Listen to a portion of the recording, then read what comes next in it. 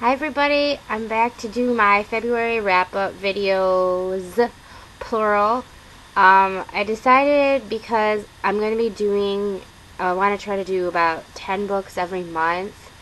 Although I don't have time to do individual videos on books, I do have stuff that I want to say about everything. And this way, if I split the videos up, like maybe either into genres or just, arbitrarily, at least this way I'll have more to say for everything, and then people can pick and choose what they want to watch. So hopefully I'll start getting more views again, because I know like a lot of the books I really love to read, like Agatha Christie, are not really that popular among my subscribers, the few of them that I have. So this month, February, I decided to split it up into genres. The first video that I have is on mysteries, which are all Agatha Christie books that I read in February. The first one I have is They Came to Baghdad.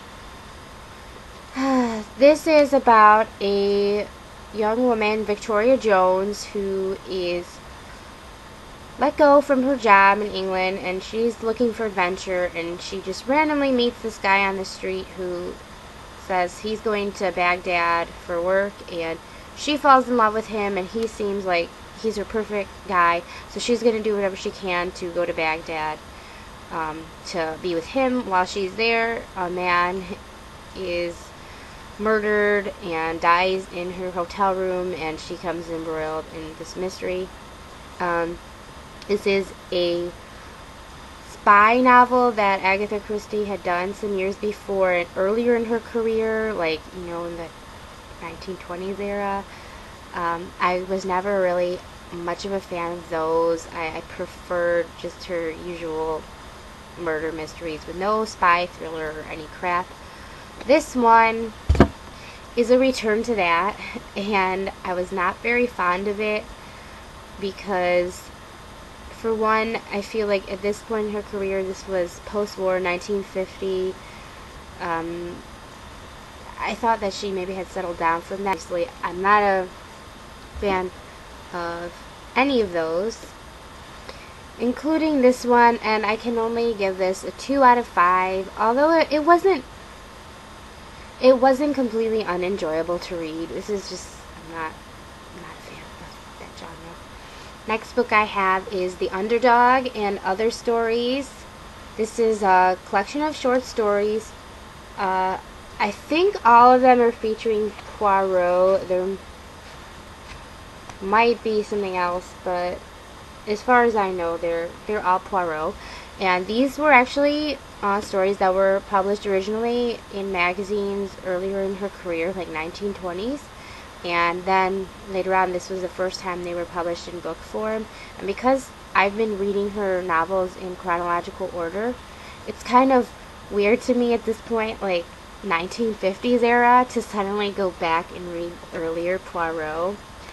And it was alright. Like with other Poirot short story collections, they're hit or miss. Some of them I thought were really good and intriguing. Other ones are kind of like meh.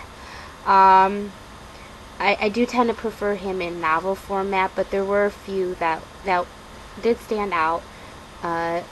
Some of them in here were later reworked into longer format, and I have to say, having read the longer sort of finished draft first, these did kind of pale in comparison, but I give The Underdog a 3 out of 5 rating.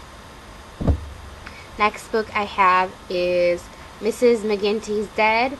This is a Poirot novel where an old British charwoman, that's like a daily servant, not a live-in servant, but someone who goes out for a certain number of hours every day to different houses to work. Mrs. McGinty is found dead, and her lodger is convicted of the crime, but the inspector who was responsible for getting him in jail and everything doesn't quite believe he's guilty, and he doesn't want to have it on his conscience if the man dies and is hanged and is innocent, so he gets Poirot to help. This book is It's actually kind of similar to more Miss Marple's in tone, because it's Poirot in a village setting and getting to know all the different villagers and cast of characters and everything. And it's a little bit more lighthearted. It doesn't quite take itself so seriously as some of hers. I'm not going to say it's a comedy or anything. I did really enjoy it. It's not one of my favorite Christies, but it's kind of interesting to see Poirot in the Miss Marple-esque world, and I was totally wrong about the murderer. I just didn't even think about it, which I was happy to be surprised. I give Mrs. McGinty's Dead a 4 out of 5 stars. My next book is a Miss Marple. They do it with mirrors. In this, one of Miss Marple's old school friends, her sister, tells Miss Marple that something's just not right at her house, so Miss Marple goes to stay with them to see what's going on, and while she's there, a murder is committed, and it seems that someone has been trying to kill her old school friend, who's this kindly old lady, and everybody in her family loves her, but they are all going to inherit a lot of money if she dies, and her husband also runs a school for juvenile delinquent boys, so there's kind of a lot of people who, you know, may have killed her for various reasons. I also really enjoyed this book. I was not totally surprised by the mystery, because I did figure it out with the same kind of clues that Miss Marple did. I was very happy about that. I always like to try to be the detective when I read mystery novels. I'm so proud of myself when I do it right, and I do it for the right reasons, not just trying to guess like the likelihood of so-and-so doing it from a literary perspective or whatever. I was really happy about that. Even though I did figure it out, it did not end up going where I originally thought it was going to go, so I was surprised in a way by my own prediction being right, if that makes any sense. I really liked this book. I don't know, I'll give it a 4.5 out of 5, because it wasn't so spectacular as to make it on my top 10 Agatha Christie list, but I really did enjoy it. And my last one that I have is After the Funeral. I had to force myself to make this the last Agatha Christie I read in February, because they're just so addicting, and they really fly by. They're so tiny anyway, you can read them in a matter of a couple hours.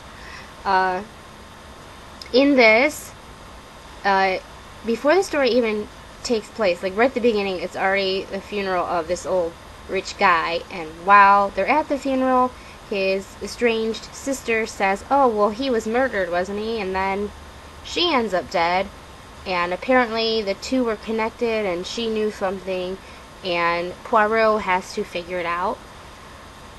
I figured this one out later on in the story, so kind of a semi-yay for me, but I had my doubts the whole time. Poirot in this one actually doesn't feature that heavily until like the last maybe quarter of the story.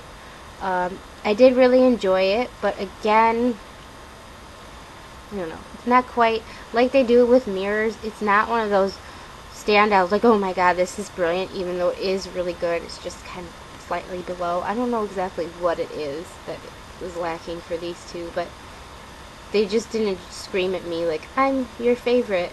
I don't know. So I give also After the Funeral a 4.5 out of 5 rating, if that makes any sense.